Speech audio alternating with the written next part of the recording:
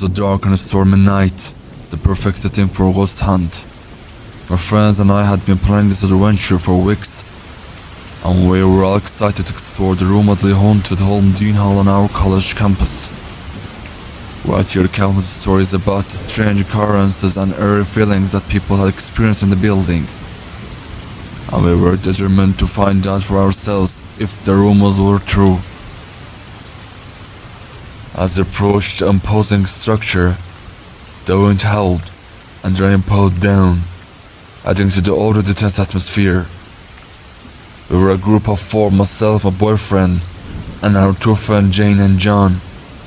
I'm not particularly sensitive to the supernatural, but my boyfriend has the ability to sense heat and cold, and can generate a lot of spiritual energy. Jane is able to pick up and residual memorize and emotions from ghosts, while John is more of an open-minded observer like myself.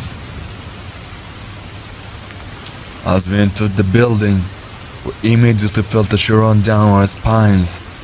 We decided to split up and explore different parts of the building, agreeing to meet back in the main hall after an hour.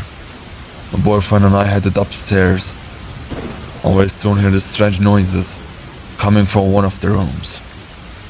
We cautiously enter and were met with the eerie sight. A terrier dog is standing in the corner, staring at us intently. We tried to approach it, but it disappeared before we could get close. We continued to explore the upper floors, and I heard faint music coming from one of the rooms. It sounded like it was coming from an old-fashioned record player, and the tune was vaguely familiar. My boyfriend didn't hear the music, but he did sense the presence following us. We both felt a hand on our shoulders, but when we turned around, there was nothing there. Meanwhile, Jane and John were having their own experience on the lower floors. Jane sensed a maid standing by a window, was scared of something happening in the meeting room. John smelled a burning incense, while Jane picked up the name Samantha.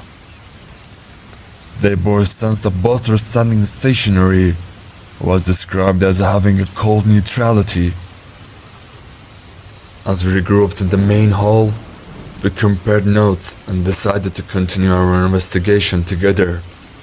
We soon encountered a stableman from Bukowski Chapel, was described as horrible news. He tried to attack John, who felt pain in shoulder blades.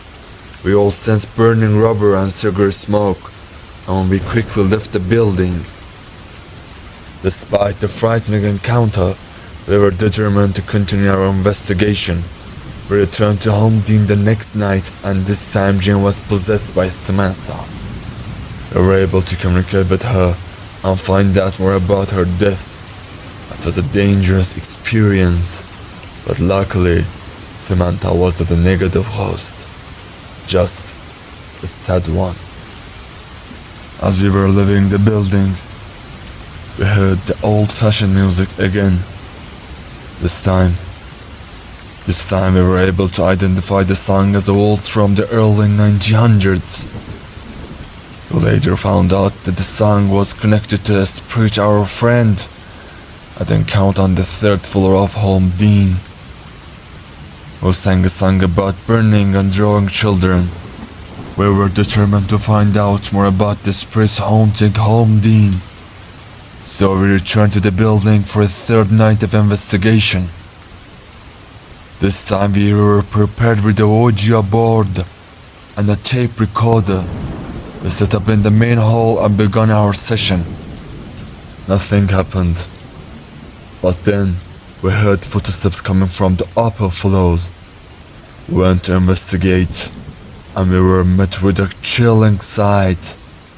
A group of ghostly figures standing in the meeting room, staring at us. We quickly retreated on the main hall and continued our session. This time the Ouija board began to move on its own, spelling out messages from the spirits. We asked if there were any children present, and the board spelled out, yes.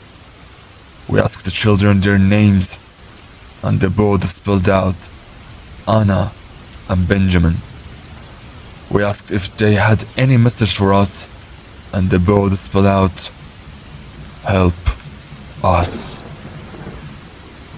We were shocked and saddened by the children's message. We decided to try and communicate with them further, but our session was interrupted by a loud crash from the upper floors.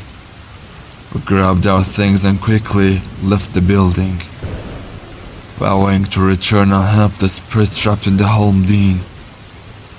Overall, our ghost hunting experience at Holmdene was both terrifying and exhilarating. We encountered a variety of spirits, some friendly, some not, and we learned a lot about the buildings home to this tree.